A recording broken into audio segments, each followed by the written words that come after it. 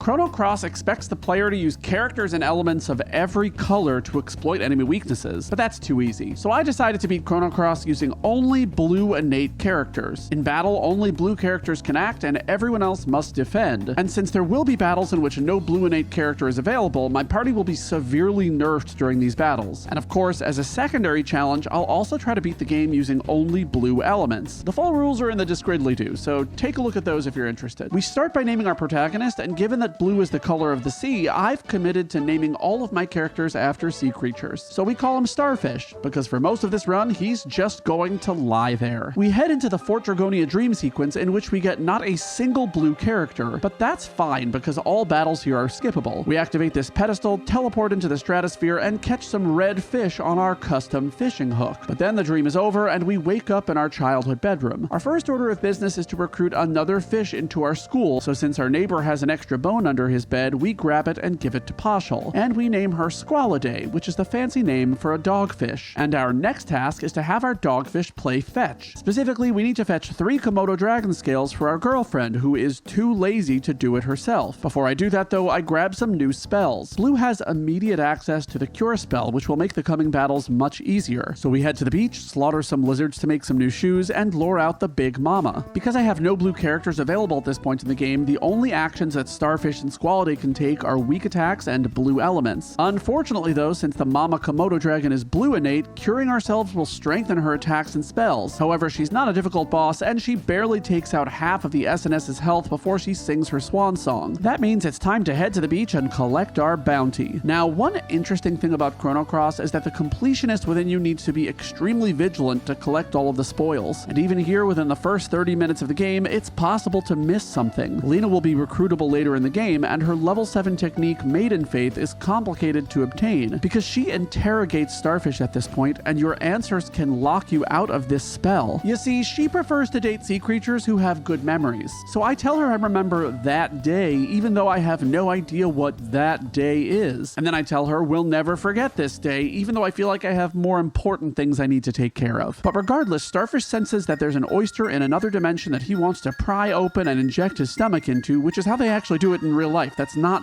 just a joke. And our feelings manifest into a portal. Fortunately, Squaliday gets sucked through with us and we escape our lazy girlfriend. For now. And we enter the world of today's video sponsor, Unicorn Overlord. Unicorn Overlord is a new and unique strategy RPG published by Vanillaware and Atlas. I downloaded the demo last week, and this game has kind of taken over my life. The game has over 60 unique characters, and they are extremely customizable. They include humans, elves, massive beasts, and heavenly angels. Each recruit in your army is assigned to a unit, and the class and position of your unit members determine how they'll perform against the enemy. For example, hoplites can protect back row characters from piercing blows, thieves can swiftly evade enemy strikes, and hunters have true strike attacks that are guaranteed to hit their foes. You'll have to maneuver your units quickly and carefully to prevent your enemies from taking over your garrisons and defeating your army. And if that isn't enough, Unicorn Overlord has an expansive and vibrant overworld as well. So when you're taking a break from battling, you can perform heroic deeds and grow your renown, strengthening your army in the process. Unicorn Overlord is available on Nintendo Switch, Xbox, and PlayStation 4 and 5. So click the link in the Discridly-Do of this vidly-do to order this amazing game. And thank you so much to Unicorn Overlord for sponsoring this video. Now back to Chrono Cross. So we head back to town, grab an ice lance out of a pot, and find out Mom sold our house when we died in this world. And hey, while in a parallel dimension where you're dead, why not just take a quick peek at your tombstone? So we do. And then our dogfish gets kicked off of a mountain. But fortunately, kids love Starfish, and this particular kid comes to rescue us from our bullies. Unfortunately, Kid comes fully equipped with a set of red elements, which means he'll only be able to use weak attacks in the next boss battle against Karsh and the Spicettes. I attack Karsh first since his physical attacks can make quite a splash. It's slow going because of the weak attacks, but I use Starfish's Aqua Beam to speed things up. Unfortunately though, this blue element actually slows things down a bit.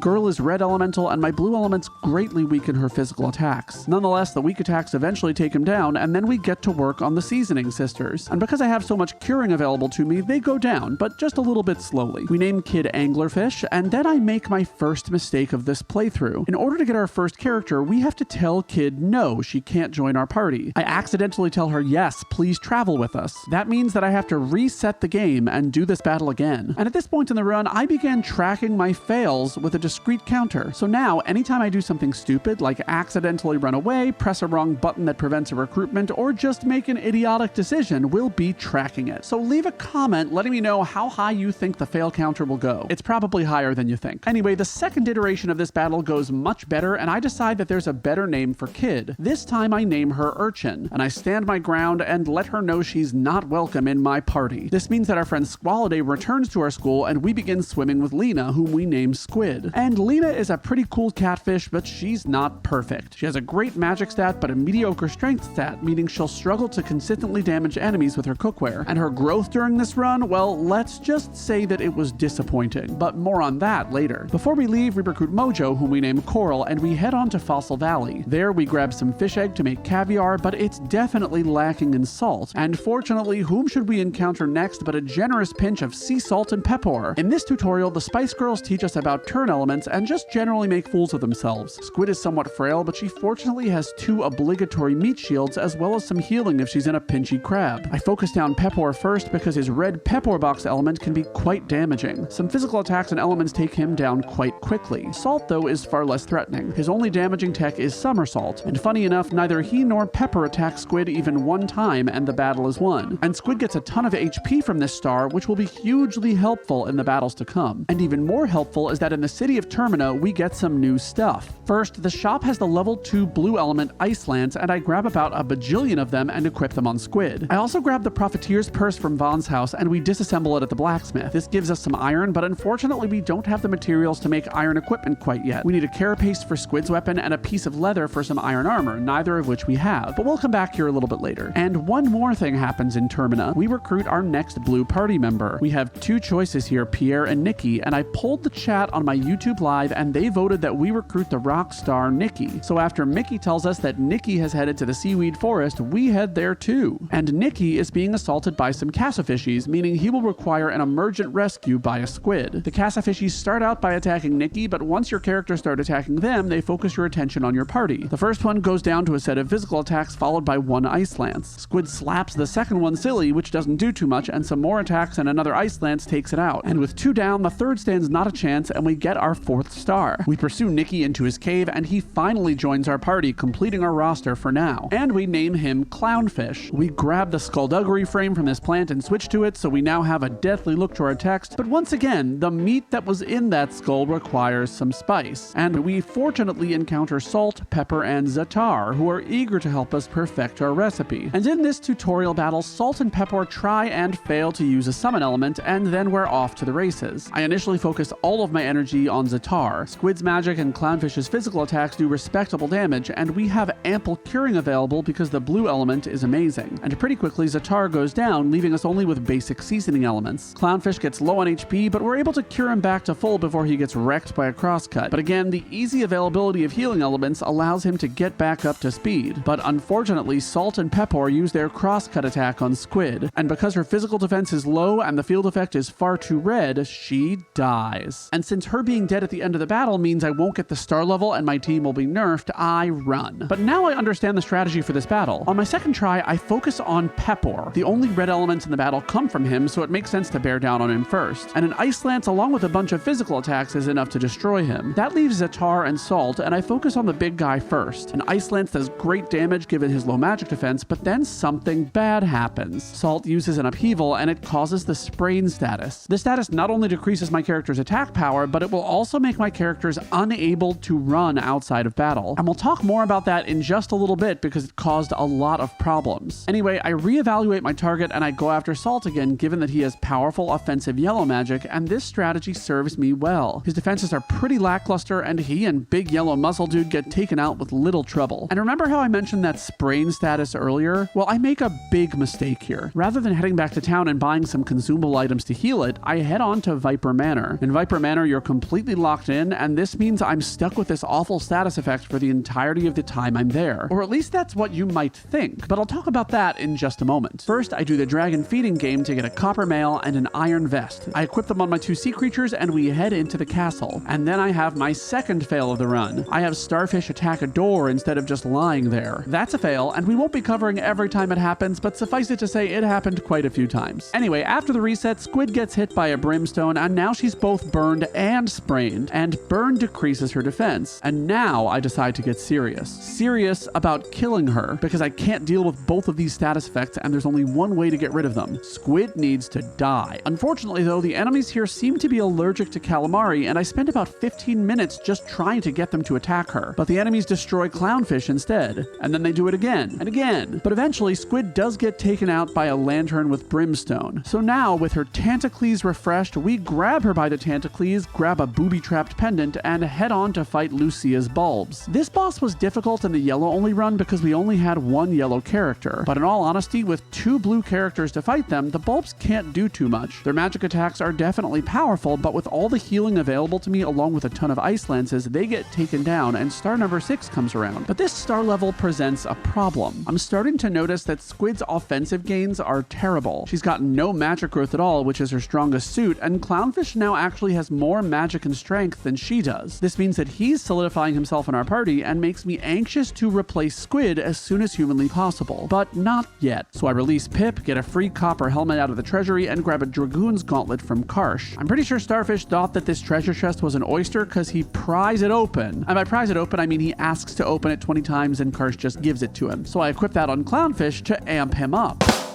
You know, because he uses the guitar? Oh my god, everyone's a critic. And our next objective is to use our fishies to beat up a little girl, Marcy. Now, you might think that fighting her would be easy since all of her attacks will do very little damage. She's blue element, we're blue element, so we resist her attacks. But in fact, this makes the battle harder, because not only do we take less damage, but we also do less damage. However, blessed is the child who does not absorb blue elements, and that child is Marcy. Our elements still do a good deal of damage, which is good because Squid's physical attacks really don't, and the battle goes pretty well until Marcy reaches critical health. At this point, she uses Ice Blast twice. The problem with this is that Ice Blast can freeze my characters, and if it freezes both, the game is over and we reset. And her first Ice Blast hits Squid and she gets frozen. She casts the second on Clownfish, and I clench my bumhole as much as humanly possible. And my clenching is successful. Marcy's second Ice Blast does not freeze Clownfish, and he's fortunately able to take her out with one more physical attack. And once again, Squid gets no magic growth, so it's looking more and more certain that she'll be thrown back into the sea. And now that Marcy has yielded, we fight some soldiers in the foyer and head up to hang out with our two dads, Zelda and Lynx. And normally gay dads are awesome, but Lynx is not a great one and he attacks us. Now, this battle isn't going to be the worst. We have two characters, a ton of healing, and relatively robust damaging options. But there are a couple of things that worry me. First, let me talk about the pattern of this battle, something I didn't know before. Physical attacks don't cause any kind of counterattack from Lynx. However, using an element against him causes him to counter with the Imbecile spell. And that's actually kind of good because even though it decreases our element damage, it's effectively a skip to Lynx's turn. However, after he's cast Imbecile on a character, every time you cast an element on him, he will cast Hell Soul on the offending character. And this is bad because Hell Soul does one awful thing. It causes instant death. The first two casts of Hell Soul, my characters dodge. But fortunately, at this point, I realize the pattern and readjust. I essentially just have my characters physically attack instead of using elements. Lynx gets down to low HP, but then he uses a Nostrum, refreshing himself. But I power through and use another Ice Lance to burst him down. But now that he's at low HP, he attacks with a Gravitone, dealing some strong damage to Clownfish. And then he hits him with two physical attacks and Clownfish dies. And I make a big move here. Rather than run and reset, I decide to keep fighting and win the battle with Clownfish dead. He'll lose some stats, but my RNG has been so good in this fight, and I'd rather not risk a death if I don't have to. So Squid attacks and Ice Lances, and Harry Link counters with a Gravitone. This does not take her down, and she's able to finish him off with a couple more physical attacks. But once again, Squid does not gain any magic on this star, and her fate is sealed. We're all in the same caliber. Except for Squid. She's leaving the party ASAP. So Link slings a toxic dagger at Urchin, meaning she's now poisoned and destitute, and we have to decide whether to save her or let her die in an orphanage. And the decision is easy, because choosing to save her means we get Korcha, who can replace Squid, and we name him Angler. His magic is far worse, but his physical attack is quite robust. But I changed my mind, and I actually don't take Squid out of the party here. And the reason is that last star level. Squid's HP is now far higher than Clownfish's, meaning she's the bulkiest blue character we have now. And since survivability matters a lot, we cannibalize Clownfish's equipment, give it to Angler to make him a physical attacker, and head to the blacksmith. Now we finally have the materials to make iron equipment, so we make an iron mail and an iron lure for him, which will help him hit a lot harder. While in Termina, we also recruit Greco, who puts the fun in Funeral, and we name him, well...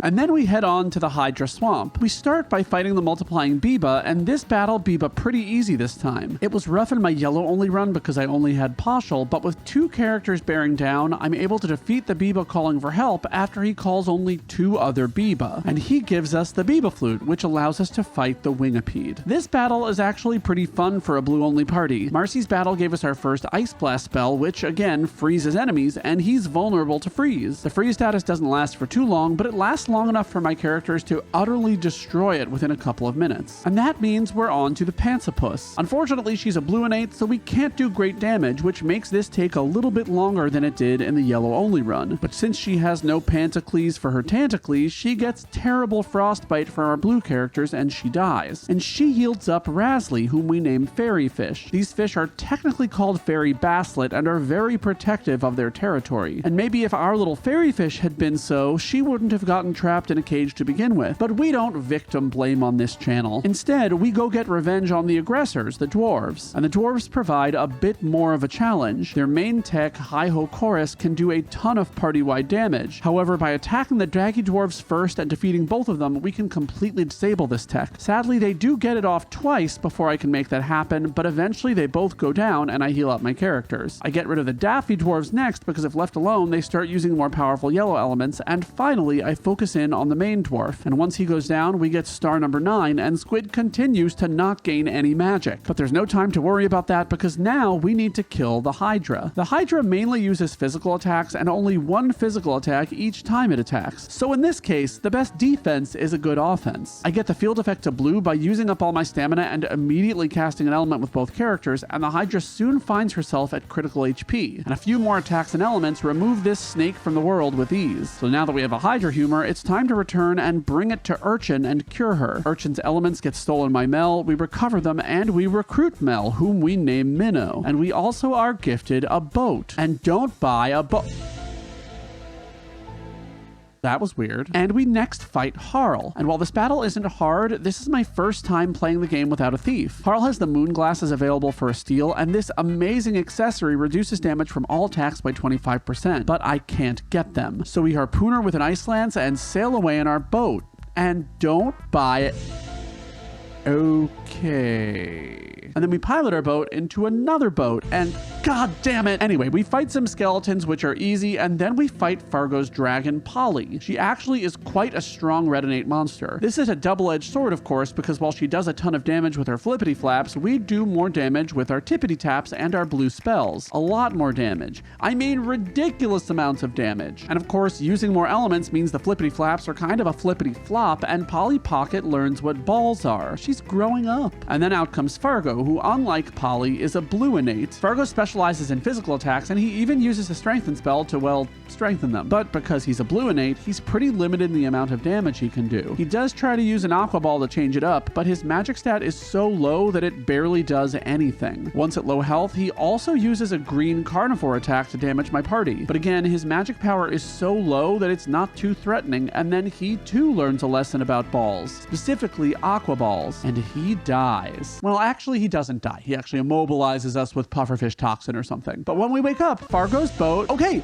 I'm not doing it. I'm not doing it. Leave me alone. Anyway, his maritime vessel is infested with ghosts. And as we ghost bust the place down, we recruit Pip, whom we name Angelfish, and then head on to fight this Devilfish. And this battle is interesting. Deadhead cast Diminish at the start of the battle, which halves my spell damage. And this is one of the reasons I put Angler in the battle. Physical attacks will be my main form of damage in this battle. However, using elements is still very important to control the field effect. Each blue element adds a blue ring to the the element field effect, and each black element adds a black ring. These rings will strengthen physical attacks and spells of their respective colors, and Deadhead casts a lot of black elements. The worst part of this battle, though, is that Deadhead can inflict the darkness status, and since physical attacks are necessary to get new elements, this makes it harder to use any elements at all. Oddly though, the first 2 times it casts Death Odor to inflict it, the darkness effect doesn't occur. But it doesn't matter because Deadhead manages to get the field completely black and take Angler down to 20 HP. Fortunately though, I now have access to better healing via the Cure Plus element, so I'm able to get him recovered very quickly. And without further strife, Angler makes the Deadhead more dead with some physical attacks. And unfortunately, Squid once again gains no magic from this star level. And after taking a look at Clownfish's stats, I realize he's now a far better choice. His magic stat is much better, his strength is better, and sure, he has less bulk, but we're entering a part of the game in which doing damage fast is hugely important. Our next destination is Fort Dragonia, but before we go there, we have an important task to complete. We have to head to Water Dragon Isle to fight some dwarves. The High Host Squad is the first boss battle here, and it's the same battle as before, but with stronger characters. No big deal. And immediately, I'm happy that I brought Clownfish into the party, as he gets an enormous level with a ton of HP, strength, and another point of magic. And this star level further widens the gap between his and Squid's offensive potential. But the next boss is honestly a huge challenge, the Hi-Ho Tank. This is the first enemy we've seen that can do strong red elemental damage, and it does that with its element shot, so keeping the field blue is key to my survival. It starts with a blue, then a green shot, and my characters are doing pretty well defensively. Clownfish also does amazing damage with his spells given his superior magic skill. The next element shot is red, but fortunately it hits Angler, who takes a little over half his health from the attack. And before I can heal him up, he gets taken out by another red element shot, and I have to run and restart the battle. So I go back into the battle, and this time the tank just doesn't use red element shot at all, and we tank the tank's attacks, blow it up, and get another amazing star level. More HP, strength, and magic for Clownfish, and more strength for Angler. Huzzah! So the blue dragon gives us Ice Breath, but more importantly, the Frog Prince summon. Summon elements in Chrono Cross do massive damage, but the field effect has to be entirely their color. But that shouldn't be too hard to accomplish. But we'll test out this hypothesis in Mount Pyre. Our first challenge is a fight to the death with the Seasoning Sisters, who are still doing tutorials almost halfway into the game, and they bumble their way to an early death. And that leads nicely into the Fire Dragon. And fighting him in this challenge is interesting. The Fire Dragon takes a ton of damage from blue elements, but he does a ton of damage to my characters with physical attacks and elements of his own. But with 2 blue characters controlling the field effect, his damage is muted at best, and Clownfish takes him down with a strong Aqua Ball. But now it's time for something a little harder. Zoa, Karsh, and Marcy want to rumble. Since Marcy is blue innate and does reduced damage, I start by focusing my energy on Zoa. He does a good deal of damage with his physical attacks and techs, but he and the other characters start the battle by targeting Starfish. Once he dies though, they get Angler to near death, but he's healed, and Clownfish gets pretty hurt too. However, I managed to take down Zoa with an Aqua Ball and then focus my energy on the other 2 Devas. Karsh is the clear next target given his Axial Axe can damage both of my characters, and he also goes down quickly. And this time, I have a tool that will let me skip Marcy's Ice Blast phase. Because she's a blue innate, I can play defensively, wait until the field effect is blue, and cast Frog Prince. This does enough damage to take her out. And given that it had been almost 5 hours of streaming at this point, I concluded the stream and went to bed. But a couple days later, I returned, full of vim and vigor and ready to grow some hair on my starfish. In Fort Dragonia, I solved the yellow and red puzzles relatively quickly, and then I head in to fight the most terrifying sea creature of all time,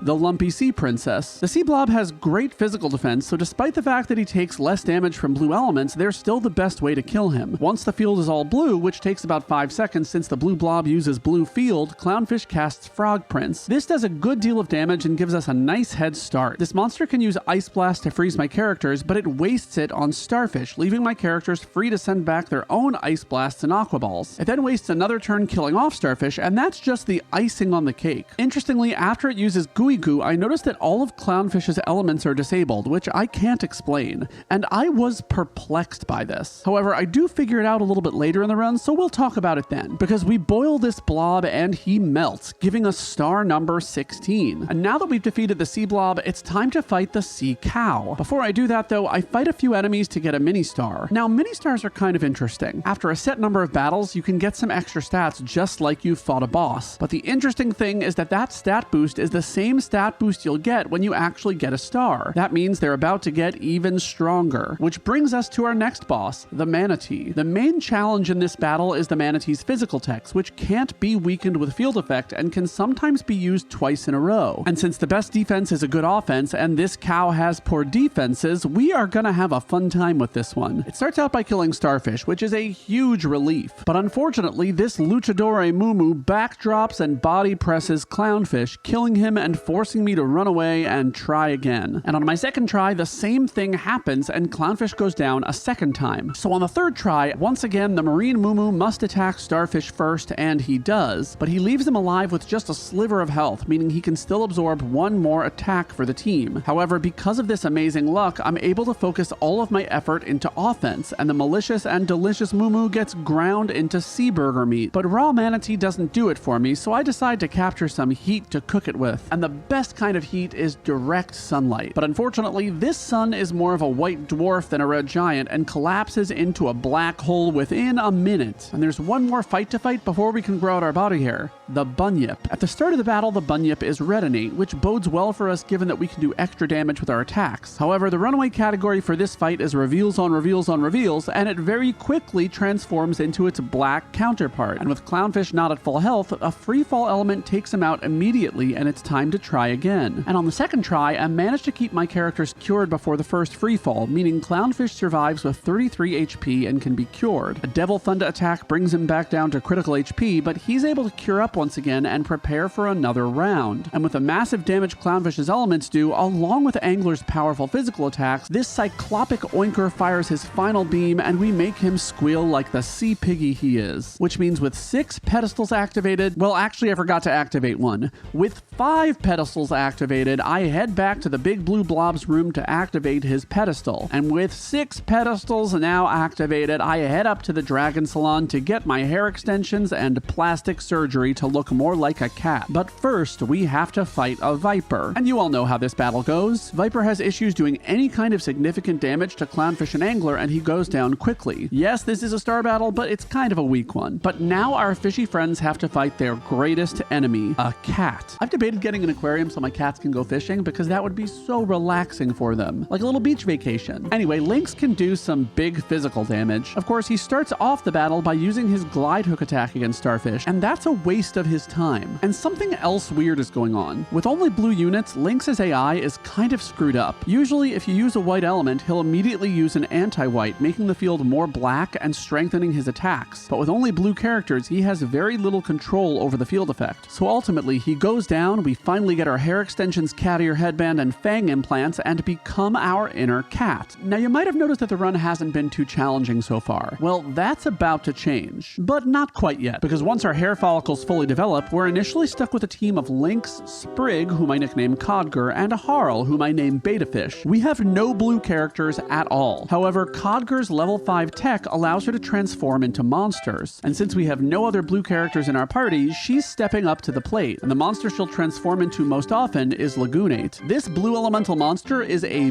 beast. It does great physical damage, has access to Cure Plus, and has pretty good physical defense as well. Now, granted, it's stuck with Codger's miserable HP stat, but that won't be too big a deal on our next boss, Radius. Of course, using Codger means we're using our first non-blue element of the run, cue the counter on the top. And of course, as I mentioned, I've been tracking fails throughout this run. If you want to see all of these fails, I'll link the live streams of this run in the Discridly-Do. So feel free to turn them on while you're doing something else and watch me suffer. In any case, the first time I fight Radius, I accidentally run away. But the second time, Codger transforms into Lagoonate. Things look a bit dicey at first. Radius's Inferno brings down our HP to critical levels. However, our fishy friend beats down this old man with a couple more physical attacks. And while we probably should be calling Adult Protective Services, instead we just welcome Radius into our battle party. And we name him Turtle. And a battery of recruitments follows. First, Zappa, who gives us the Smith Spirit and whom we name Hammerhead, Van, whom we name Guppy, and Norris, whom we name Archerfish. And I'm gonna be honest, Archerfish is the coolest sea creature in my naming arsenal. It spits water jets at insects, dropping them into the water and making them easy pickings. Fish are wild. But another cool thing about Archerfish is that he gives us a boat.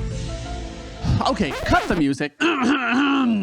Don't buy a boat. God, I missed saying that. Anyway, we take our new boat to the SS Zelbus, where we witness this mermaid telling Fargo, the manager of a hibachi grill, that he's not running his small business properly. And in response, he takes our boat with a gambling scam. To get it back, we turn our cat leader into a smaller cat. And after that, we dismantle this crypto den, pause scum a rainbow shell out of it, size up our cat again, head into the Grand Slam, and finally fight the Sage of Marbule. And since we still don't have any blue characters, we have to resort to transforming Codger into one. And once again, our challenge run stymies the AI in this battle. Normally, the Sage of Marbule responds to offensive elements by casting a turn element on your character, changing them to the color of the element they just cast. And then he casts a level 5 element of the opposite color on them, which does a ton of damage. However, if you don't cast any elements on him, all he does is physically attack. And Lagoonate is incredibly physically resilient. So while the Sage is able to take down our pretty kitty, Codger smacks him back and gets us another sea creature, the Fiddler Crab. And remember how I said things were going to get harder? Well, that starts now, because beating the Sage of Marbule opens up recruitment for Irene's. Yeah, that same mermaid who was complaining about the service atop the SS Zelbus. And since she's already a sea creature, I decide to match her name to her personality instead. So I call her Karen. And since we now start every battle with a blue character, she will be the only character we can use for quite a while. And yes, the rules say that I can use Sprigg, but to use her, I have to use a non-blue element, and we're trying to use as few of those as possible. We're already at 2, and I'm going to try to keep it there for as long as humanly possible in this run. And that's going to be challenging, because the next boss we need to face is the executive chef of Fargo's hibachi restaurant, Garai. And Garai is a pain. He has cataclysmic physical attacks that can do over 200 damage, and with only one character who has to provide both all the damage and all the healing, that is tough. And the first time I go through this battle, RNG is definitely on my side. Codger and Lynx get taken out first, and that means I'm able to get a ton of damage in right away. And after that, a triple cut takes me down low, but I'm not out. Karen's level 5 technique is a huge curative spell, and it brings her all the way back to full health. And at this point, I'm following a pretty strict protocol for battles like this. I only do physical damage, and I use all of my element levels to heal only. And this strategy serves me pretty well, until of course I get hit by a will breaker with only 200 HP left. But miraculously, Karen survives with just 4 HP. I heal up, and the next triple cut leaves me with just 31 HP. Still alive though, and the next will breaker brings me down to 2 HP. And at this point, I'm encountering a big issue. Because I can only use each spell once per battle, there just isn't enough healing available in my element grid to maintain Karen. So like an asymmetrically haircutted idiot who just realized that the Starbucks order she complained about was actually prepared properly, I run away. And the strategy changes. I focus on getting early damage in with spells to make sure that Karen can win the battle of attrition. And once again, the RNG is on my side. Garai destroys Lynx and then Codger, and I'm able to get in 2 ice blasts before that happens. But Karen has some unfortunate misses, and Garai hits with a massive will breaker, and before she can even complain about not having enough caramel in her macchiato, she dies. And while I'm still praying for the RNGesus's blessing, the strategy has not changed much. I do equip some more healing spells into higher element slots before Karen fights Garami though. But before I could even get there, I die to the second worst enemy of fish, a bony bird. And then a deadhead hits Karen with a hell soul and kills her. And then she gets dived upon by another bony bird and she dies again. Meaning I now have 3 times more deaths from regular enemies than from bosses, which is a fail. It's a major fail. So I take a quick break from fighting the Grill Master to gain a pretty lame mini level in the forest and recruit Fungi, whom I name Plankton. But eventually we return Grillside and refight the executive chef scammer Garai. And this time the RNG starts out against me right away. I hit some physical attacks and ice blast, and Codger gets hit with a triple cut. But then Karen complains about the noise in his restaurant and he starts to bear down. The next triple cut hits her and I heal up. Another triple cut hits her and I heal up. A bunch of physical attacks hit her and I heal up. But finally he uses Will Breaker on Lynx, giving me the chance to get some big magic damage in before he triple cuts me again, and I heal up. We get off Mermelody and are immediately back at low health after a Will Breaker and go back to the age-old only heal with element strategy. But eventually I hit a lucky break and Garai misses a couple of attacks, allowing me to use some lower level healing spells. I keep Karen healed up and I use her water breath. A triple cut brings me down to critical HP again, but before Karen can even make a bad Yelp review and complain to the health department, 2 more physical attacks are enough to close down this bar and grill for good. And this gives us access to the Mazamoon, which will allow us to access the Dead Sea. And we finally realize the root of the problem with the hibachi restaurant. The supply chain is the real culprit of the poor quality, so it's time to make a complaint to the highway manager. And this battle features my least favorite status effect in Chrono Cross, Darkness. And on his first attempt at inflicting it, he manages to inflict it on Karen, making her physical attacks whiff a good deal of the time. But initially, the battle goes reasonably well. Highway manager kills Codger and Lynx, but Karen is able to keep up pretty well with his physical attacks. But eventually, he uses a rampage spell, washing our little mermaid up on the beach. And since she has no feet, she dies, completely one-shotted by the attack. So there's only one thing to do. Get a mini star. So I fight some of these weird blobby yellow guys and I get a pretty great mini level. I'd love some more HP, but the strength res and magic res are pretty amazing gets, and they'll likely make Karen able to survive Rampage if she can prepare for it. So we complain just one more time about the road conditions to the highway manager. Listen, Karen is a loyal customer who never does this. And of course, right away, I mismanage the field effect and she almost immediately is taken out by a Rampage. But we file another complaint. This time, the highway manager takes down Lynx first, and his exhaust gas fails to inflict the darkness status. And then he takes out Codger with a Rampage. This spares Karen and allows her to deal some more Ice Blast damage. I go pretty aggressive with my element use during the physical attack phases, and I eventually manage to get the field all blue, and you know what that means. It's time to summon a huge frog to stomp this manager who's literally trying to illegally censor my freedom of speech. And right after that, he uses an exhaust gas, which misses, and a Rampage. It's the moment of truth. Will it kill? No, it won't.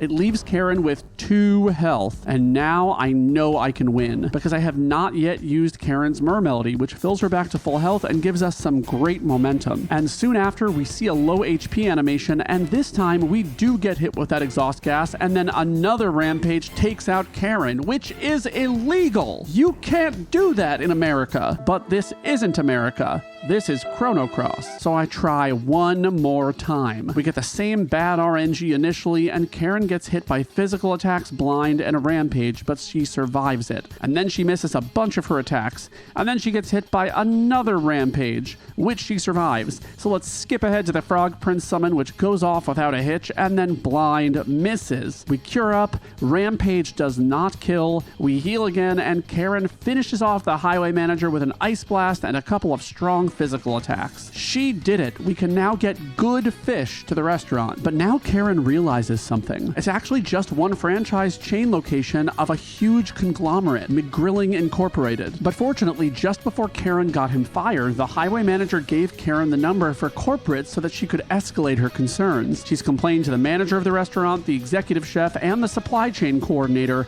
but now it's time for her to really make an impact. So we call up the CEO of McGrilling Incorporated, Miguel. And it's going to be hard for her to fight him alone. The first time she fights this battle, Codger gets taken out right away, and Lynx goes next. Karen is at full health, and we hit an Ice Blast, and Holy Dragon Sword takes her down low enough that she needs to use Mermelody. She then gets turned to black and photon beamed, and because of this, the next Holy Dragon Sword is enough to take her out in one hit. It's clear that there's no way she can survive this fight alone. She's going to need someone by her side, someone with experience, who has made these kinds of complaints before. Someone who constantly tells kids to get off her lawn even though she's squatting in a wealthy couple's pied-à-terre and their employee handles all the landscaping. Codger is the only one who can help, but even with her transformed into a Lagoonate, we still need luck for this to work. Because of Codger's low HP, she can't survive a Holy Dragon Sword. That means they must hit Karen every single time or we're done for. However, Lagoonate does deal great physical damage, far more than Karen can, meaning we hopefully will get through this battle before Miguel can hit us with his strongest attacks too many times. On the first time, Karen can't heal in time and gets taken down by a Holy Dragon Sword, meaning I have to run. The second try, Karen goes down to 1 HP after a Holy Dragon Sword, and Lynx gets taken down by a Photon Beam. I do a bunch of damage, and the second one also hits Karen, saving Codger from untimely death. But there's a problem. Miguel immediately goes down to critical HP, and this immediately changes his attack pattern, making him a whole lot more dangerous. To start, he uses a Meteor Shower, which does a ton of damage to the party, but even worse, causes the fatigue status, which makes attacks take far more stamina. That means I can't do much damage per turn, and he almost immediately follows that up with a Holy Light, taking out Codger and Karen and disconnecting my call and sending me back to navigate the helpline. Hello, and thank you for calling McGrillen Incorporated. Make sure to listen carefully to all options. Press 1. Representative. I want to talk to a representative. So I come up with a plan. I need to get Miguel near but not into his critical health mode and then burst through that mode before he can cast Holy Light. And the first few times I do this, it goes terribly. But I have a secret weapon, Microsoft Excel. Okay, well actually Google Sheets because I'm cheap. Miguel has 2000 HP and he goes into the critical animation at 500 HP. So I need to get him as close as possible to 501 HP and then bear down. So I start documenting how much damage I'm doing with my characters, and I get him down to 1448, but then something bad happens. He casts a Holy Dragon Sword on Codger, meaning I no longer have my main damage source, but I know I still have a chance. So I go full offense and get him to critical health, and I get an Ice Blast off before he casts Meteor Shower, and the fatigue status misses. So I manage to hit him with some more physical attacks, and I try to finish him off with an Ice Blast, but that does not work. He casts Holy Light, and unfortunately, Karen survives. She's now fatigued, but I haven't used her Mermelody skill, which gives her a full heal. But as it turns out, after the AI cycles through Miguel's low health script, it goes back to its old script and casts Anti-Black to start. And this brief reprieve is enough for a couple more physical attacks to take him out. McGrilling is shut down for good, and a dragon swoops in to rescue us from the terrible grease fire that ensues. And with this restaurant shut down, we can now visit another franchise conveniently called Another World. And there we head to the rebel base and recruit Karsh, whom we name Cucumber, and head into the sewer, which makes our fishy friends feel right at home. But unfortunately, time flows like a river and history repeats itself, and a sushi chef named Orcha has a filthy restaurant that honestly should be cited by the health department. This is a job for Karen. She not only has looked up health inspection standards on the internet, but also is an expert in restaurant management, if she does say so herself. But it doesn't take a Karen to know that restaurants shouldn't have cockroaches, and they certainly shouldn't be naming them, which makes the next boss, Rochester, all the more disgusting and objectionable. And this battle actually does provide a bit of a challenge.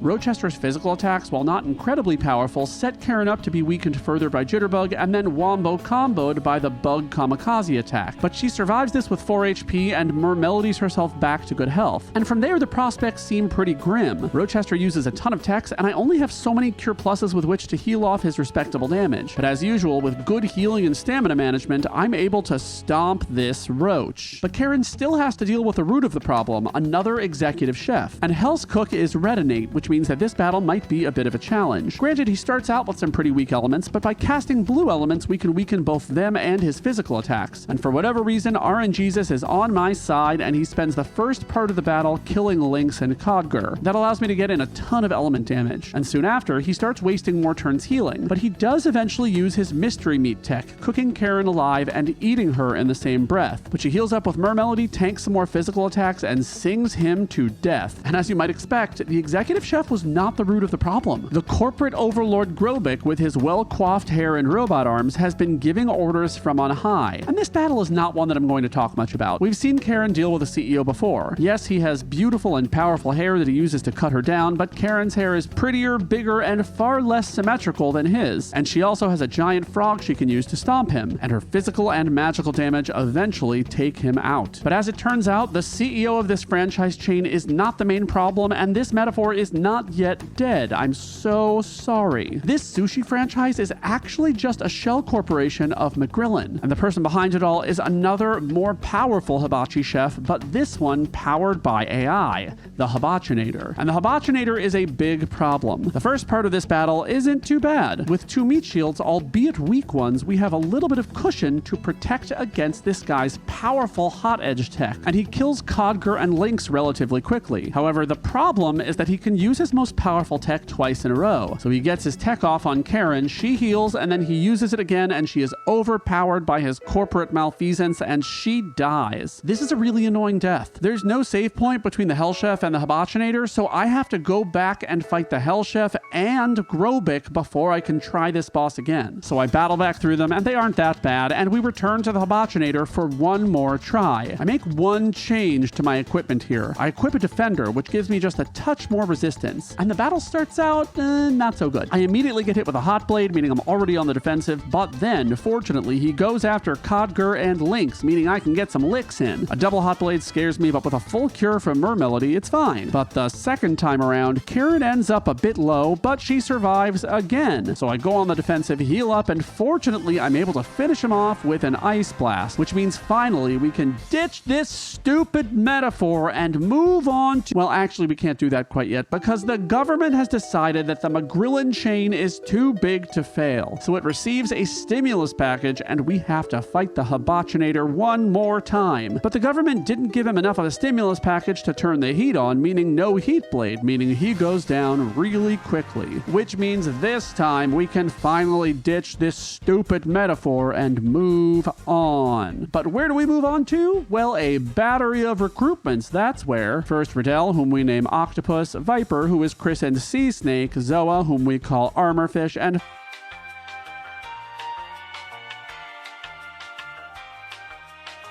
finally, the two recruits I've been waiting for this entire time, Marcy and Fargo, whom we named Jellyfish and Parrotfish, respectively. And in case you didn't know, Fargo is actually Marcy's father. She's the result of the union between Fargo and the mermaid Zelbus, the namesake of Fargo's ship. And Fargo is also Nikki's father. It's unclear whether Nikki and Marcy are aware of this, but Fargo definitely is. But it's only talked about in one cutscene in the game, a conversation between Irene's, who is Zelbus' older sister, and Fargo himself. This means though that 4 out of the 8 blue characters in Chrono Cross are related by blood. And we're going to keep it in the family for this one, but just so you know why, let's compare some stats. Jellyfish and Karen are somewhat similar in their spreads. The difference between them is magic power, which Jellyfish has more of, and HP, which Karen has more of. And since many battles are made far easier by focusing on offense, Karen gets replaced by our Jellyfish friend permanently. And as for Parrotfish, he's the only character in this half of the game with the ability to steal items. So he's at minimum staying in my party until after the next challenge, the 6 dragons, because he can steal the elemental plates from them, and those will allow my characters to absorb an element, and that will really help us later. So let's fight them, starting with the water dragon. And despite resisting the water dragon's attacks, she is no pushover. I start by stealing the blue plate, and then I get blasted by a tsunami beam and a deluge. There is some pattern to this fight, and I tried to figure it out on stream, but I could not. He keeps casting deluge, but I initially had an iceberg trap up. I was hoping he'd capture one.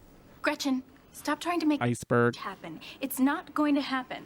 And because of my inability to understand this AI and my initial refusal to accept that Iceberg isn't happening, I get worn down and I have to run and try again. And this time, I'm ready with my deluge traps. And while I do try to predict when Iceberg will come, for the most part, I just have my deluge traps up for the entire battle, which means I do capture a bunch of them, which will be very helpful later. But seriously, every time I put an Iceberg trap up, it casts deluge. But regardless, Jellyfish eventually takes her down with some physical attacks, and we get star number 30. And this begins the era of Jellyfish's physical dominance. Notice that her dad, despite being much bigger, has 3 less strength than she does, which kind of makes me chuckle, and her magic stat completely dwarfs his, which is even more funny. So basically, this tiny girl can do a ton more damage than this burly pirate, and her levels in this playthrough get even more hilarious as I go along. Our next target is the yellow dragon, and the turtles in this cavern give a ton of denadorite, allowing me to outfit my units with stone armor and weapons, making them a ton more bulky, which will help for the yellow dragon, who has some powerful physical attacks. I start by stealing the yellow plate, and then I very quickly realize that this dragon is frankly no match for Jellyfish and Fargo, and she barely manages to kill Lynx before I take her out. But the next challenge is the green dragon, who's going to be really annoying. But before we can fight the green dragon, we have to fight a bajillion monsters in Gaia's navel and fight his lackey Tyranno first. And stealing from Tyranno is the most important thing to do in this battle. It yields a power seal, which gives an enormous physical power boost. Unfortunately though, the first time I fight him, I mismanage my healing and Jellyfish gets taken down. The second time time though, I get good, get the power seal again, and finish him off with a deluge from that same jellyfish. And that brings us to the green dragon. And I'll be honest, this battle isn't hard per se, but it's really annoying. The most annoying battle of the game, actually. The green dragon loves to cast green field, which turns the entire field green. This forces me to burn an element, or else it'll immediately cast a powerful carnivore spell for massive damage. But more importantly, it casts the bad breath spell, which can inflict literally every status effect in the game. And you might think that the worst one to get is darkness, but far worse are the anti-blue and seal all statuses. And that doesn't happen the first few times it casts it, and I managed to steal the green plate and get the dragon down to critical health. That forces it to heal with a heal plus element, and with luck on my side, I managed to take it out expediently without seeing that carnivore spell even once. And that means we get our third dragon relic and recruit Leah, whom we name Seahorse. And I kind of love that we end this battle with every status effect possible on our characters. Rainbows are beautiful, even when they make you unable to run. There are just 3 more dragons left, and I make perhaps my worst choice of the run here. I pursue the red dragon first. This dragon has 2 phases, and the first phase, while scrawny and unable to do much to me, does matter. Getting the field blue before the second phase starts is of paramount importance because his first fire breath really hurts. But I do survive it and heal up. He almost immediately uses a second, but the damage is far less given that I got the field mostly blue. But unfortunately, Parrotfish fails to steal here, so I have to run away and try again. And the second time, I almost immediately mess up, stealing from the first form. This yields a magic ring, which is not what I want. I want the red plate, so I run and try again. And on the third try, I mess up again and fail to get any blue on the field before his fire breath. This means that Jellyfish is at extremely low health and needs immediate healing. And after stealing the red plate, healing her, and getting hit by another fire breath, Parrotfish gets taken out by a massive inferno attack. So it's time for attempt number 4. We raise element levels on the baby dragon, I get my blue elements up, but Jellyfish's attack brings him to phase 2 a little bit early. And then I discover how the AI for this battle works. Jellyfish hits the dragon with a blue element. This causes it to counter with fiery breath. This attack does a little bit of damage, but more importantly modifies the field effect with a red ring. And a pillage unfortunately causes the same reaction. But I'm able to get a cure plus in before fire breath, reducing its damage markedly, and I cure up with cure plus. The next fire breath is devastating, and despite curing, the following inferno takes out Parrotfish once again. And on attempt number 6, Parrotfish dies, but since the dragon is down to critical HP and so is Jellyfish, and this battle has been going terribly, I try to finish it off with a deluge. And it does not work.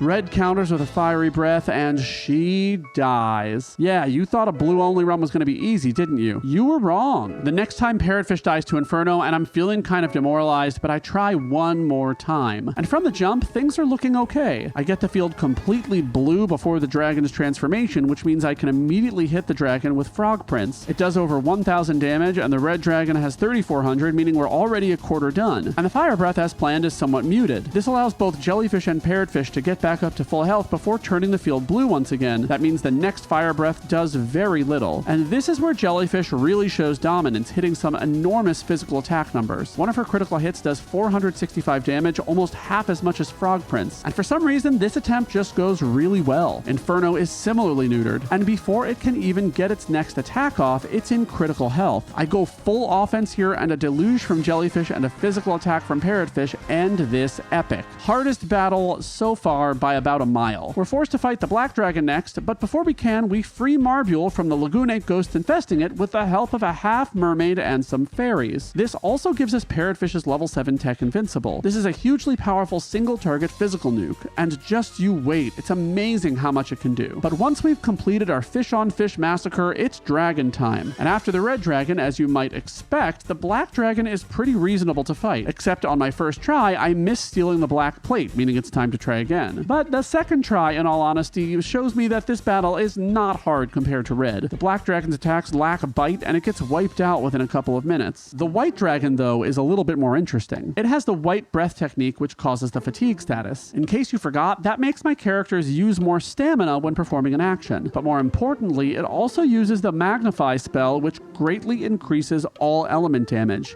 And it follows it up with a holy breath, which brings both of my characters down to critical HP. Fortunately, Jellyfish gets her heal in first because she immediately gets attacked. Also, fortunately, we have a new tool in our arsenal, Cure All. We got these from Lagoonates and Marbule, and they're literally the best curing spell in the game. They'll bring my characters to just about full health, which is a nice change from the prior fights. He also casts the Magic Negate spell, which as you might expect prevents all magic damage. But considering my strategy of whack the enemy and use all magic to heal, this isn't too impactful. I do, however, make an exception to cast a deluge, completely forgetting that this dragon is currently immune to all magic. But I pick myself up, heal off the damage, and one more physical attack from Parrotfish takes out this final dragon. And let's quickly look at the absolutely ridiculous stats of our characters after this star. Jellyfish has now widened the strength gap, and given how high her accuracy is, she's far and away the better physical attacker. But Parrotfish has gotten some insane magic levels, meaning it's time to switch over our strongest element to him and give Marcy all of our physical equipment and head to the waxing salon. But before we do that, we have business to take care of. First, we grab the star fragment from the El Nido Triangle and challenge Mega Starkey. We're fighting him later than the game expects us to, so his battle is pretty gosh darn easy. However, one great thing happens. We manage to steal an angel charm from him. We can eventually disassemble that for a shiny salt, which will be useful in making rainbow weapons. And I've actually been stealing these amulets all throughout the run. I made a guide about this that I'll link in the Discridly-Do, but the rainbow weapons are actually pretty great. However, to get them, you have to craft them, and to do that, you have to have one of each shiny substance in addition to a rainbow shell. The normal way to get these is by summoning, but because I can only use blue summons, because I'm only using blue elements to begin with, there's no way to get them the traditional way. However, the charms, like the angel charm, the earth charm, and the forest charm, can all be disassembled into their shiny parts. And let's come back to that later. Anyway, Starkey dies, and we recruit him and name him Fishbowl. We also head over to Marbule to fight Orla. Again, we're doing this a bit late, so she can't do much to my characters, but she does give me a chance to capture an iceberg spell at critical health, which is my first one. And she eventually goes down and gives me the sapphire pin so I can recruit her later. And after chatting with the priestess in another world and then the shrine maiden in Homeworld, we get the dragon tier and Stina joins our party, and we name her Cuttlefish. So now it's time to head back to Fort Dragonia. There, we grab another iceberg, which is a freebie, and we head to our appointment for laser hair removal. But once again, a manager ruins the experience at the front desk. And while normally I'd simply ask for a refund and a free coupon for my next visit, Karen isn't with us this time. So it's time for Jellyfish and Parrotfish to beat up Dark Surge. He starts off as usual with his Feral Cat's attack, which does high but not impossible damage to both characters, followed by a volcano. And since I've kept the field pretty blue with my healing, this volcano doesn't do much and is easily healed off by a cure-all. But next he uses Forever Zero, his level 7 tech. This puts both characters at critical HP, but my second cure-all revives them and we get to watch Jellyfish pummel this punk. His black hole spell once again takes my characters to critical HP and they again heal up with a cure-all. And from here, the battle is basically over because his next element is Iceberg. And with that Iceberg, which deals reduced damage to us because we're blue and one more blue tech,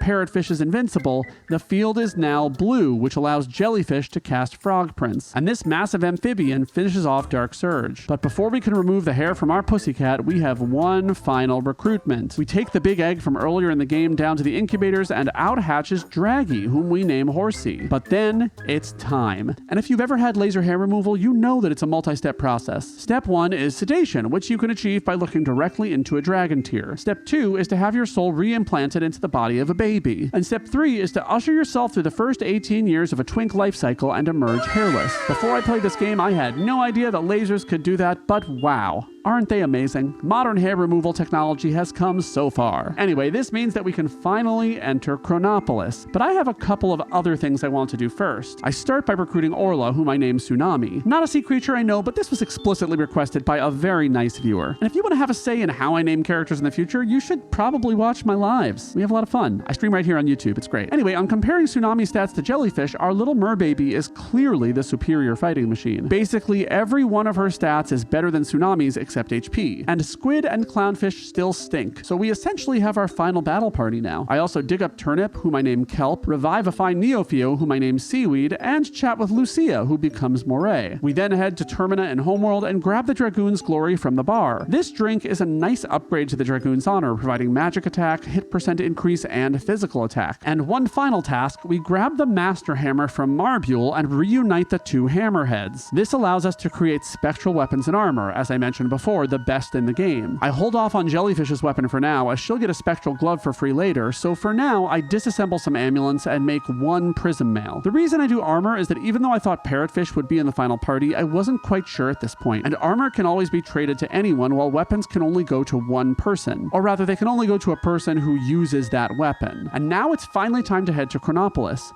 but blocking our way in is Vita. This boss has 3 different forms, and what determines its form is the order in which you investigate investigate the 3 islands in the area, specifically which one you investigate last. And I've chosen to investigate the bottom island last for 2 reasons. First, this makes Vita red, meaning I can destroy it more quickly and weaken its attacks with my elements. And the second reason is the reward I'll get at the end of this battle, which we'll talk about in just a minute. Now, this boss has 3 phases. In the first phase, it uses physical attacks and cures itself before moving on. The second phase doesn't get to take any action until I kill it, at which time it uses green field to change the element field color to green. And the third form gets in 1 attack, a rather weak Inferno, before I remove it from the game. And defeating it gets star number 38. And interestingly, now our stats have shifted. Jellyfish now has a very superior magic stat, and the 2 points of strength that Parrotfish acquired means he's now tied with his daughter for physical attack prowess. But even more important than this star level, Vita gives us the Vigora element. This blue support element can only be equipped by blue innate characters, and it temporarily halts all stamina reduction. That means that you can cast elements, do a ton of physical attacks, or some mixture of both to your heart's desire while it's active. And this spell breaks the game wide open. So I switch over Jellyfish's power seal to Parrotfish, giving him a tremendous amount of physical attack, and I get ready for carnage, because our next challenge is the Polis Police. This robot has tremendous physical attacks, and he immediately takes out Starfish when the battle starts. A fantastic bit of RNG because I can now wail on him, pun intended. But he does use the attack again soon after, dealing 400 damage to Parrotfish, meaning the danger isn't quite gone. But Polis Police's attacks are doing a ton of damage, and we managed to get Parrotfish healed pretty quickly. The next Megaton Fist hits Jellyfish, but just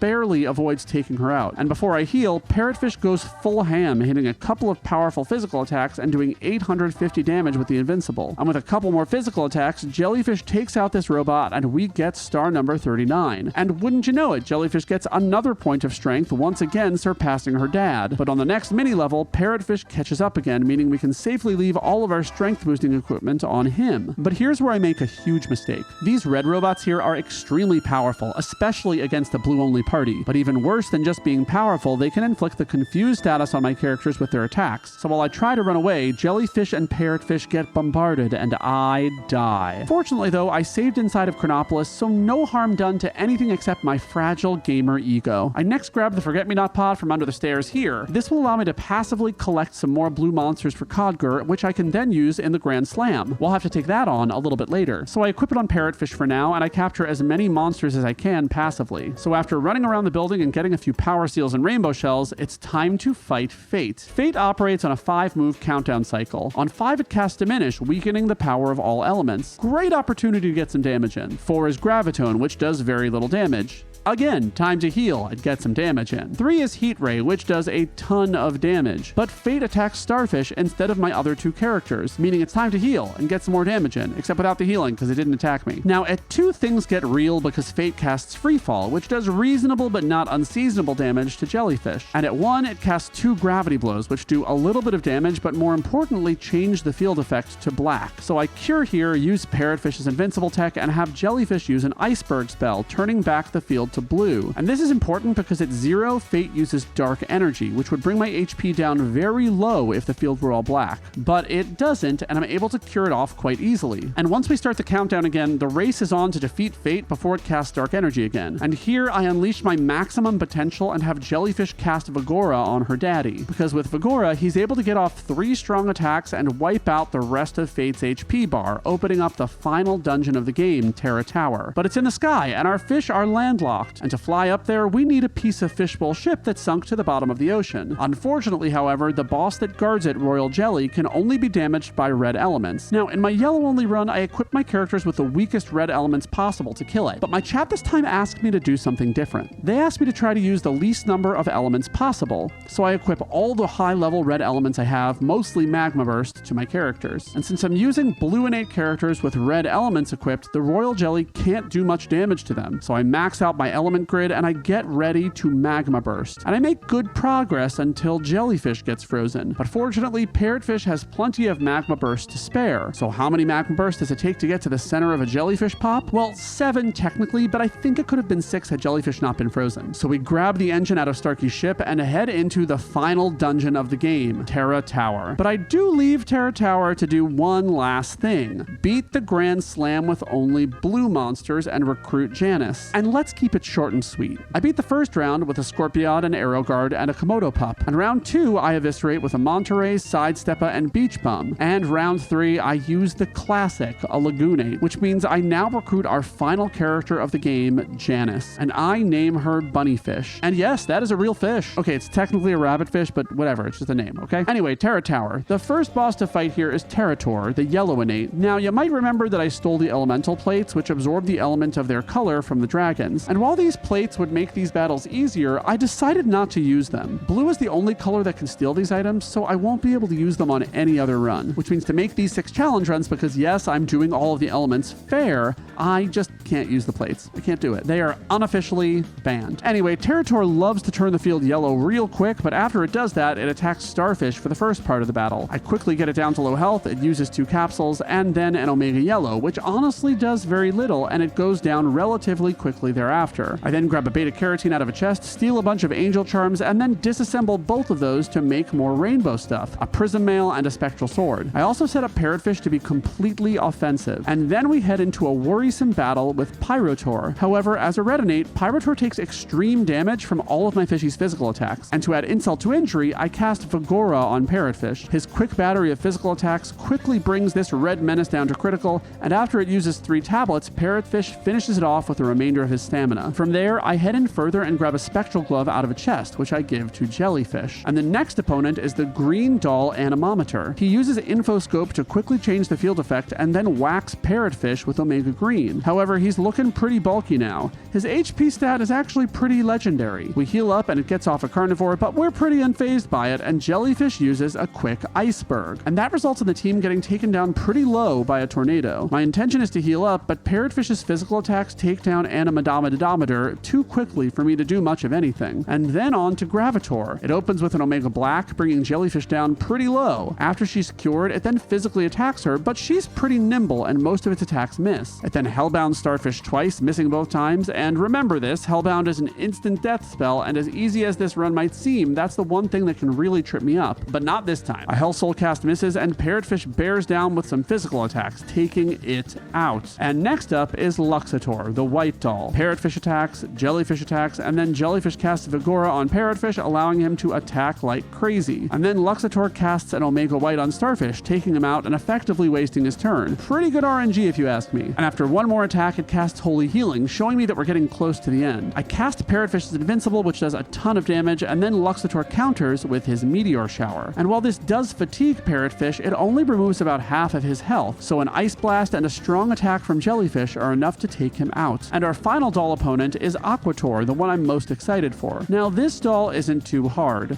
Its most threatening feature is that it uses Vigora to deal some big damage to Parrotfish. But, of course, Jellyfish casts Vigora on Parrotfish and he gets his revenge. And with some physical attacks and Invincible, Aquator 2 gets washed away and we get our most powerful weapon in the run, Blue Field. This element will immediately change the entire field to blue, allowing us to cast summons immediately and do a ton of damage. And that is definitely a good thing since the final opponent of Terra Tower approaches, the Time Devourer. And since I have Blue Field now, I equip that along with the Blue Whale and Frog Prince summons, and it's time to slay this dragon. This enemy cycles through the 6 elements, starting at white and getting stronger as the battle progresses, and then finally returns to the white element in its final phase. And the beginning of this fight is just fine. I attack, I steal, and I quickly push him into the next phase, yellow. And yellow is the easiest of the phases. It casts level 1 elements exclusively unless you keep it alive for too long, in which case it casts Thunderstorm. But since its teensy-tiny level 1 elements don't do much damage, I can get some extra licks in on my end to get ahead of the game. And then we switch into the red form, and while its elements don't do much damage, this form unfortunately has access to Hell Soul. This is that level 2 black spell that can inflict instant death, and that spell takes down Jellyfish in just 1 hit. Devastating. So I run and try again, and I get through the first and second phases again, and this time I cast Blue Field followed by Blue Whale, which allows me to skip the level 2 elements entirely and head into the green phase. Green opens up with a tornado, but I heal with a Cure-All and slap him silly. Unfortunately for his next move, he casts Arrow Blaster, which does good damage on Parrotfish, and Ice Blast, which not only does reasonable damage, but also freezes is Parrotfish, and that's trouble because now Jellyfish is my only available character. But I have her do just one job: attack physically and keep Parrotfish alive with healing until he thaws. Another tornado, however, takes them down low. But after I restore her elements with a physical attack, we move on to the blue phase. And fortunately, Parrotfish thaws and immediately uses a cure-all, renewing my lease on life. Unfortunately, this phase uses Hellbound, another instant death spell, and I pray to RNGesus that it misses Jellyfish. And it does. I do, however, have a major fail here. For some reason, I forgot we were in blue phase and I cast Ice Blast on him, which heals him. But the healing is minimal and we eventually do enough damage to move on to the black phase. And this phase starts out nasty with a free fall, taking Parrotfish down to critical health. I heal and then it uses a Holy Light followed by an Omega Black. Neither kill, and I do enough damage to take us into the final phase, the white phase. I use 2 attacks from Parrotfish and heal, followed by a full battery of attacks from both Jellyfish and Parrotfish. And then the TD casts a very powerful Supernova attack, and this does a lot, but it's not enough to take out my characters. And a couple more physical attacks from Jellyfish are enough to destroy this dastardly dragon, which means we have just one more challenge: the Devourer of Time. And I have 2 more things to do before I fight him. First, I need to ask you to splash the subscribe button. Okay, actually just click it, because you shouldn't get water on your computer. That's not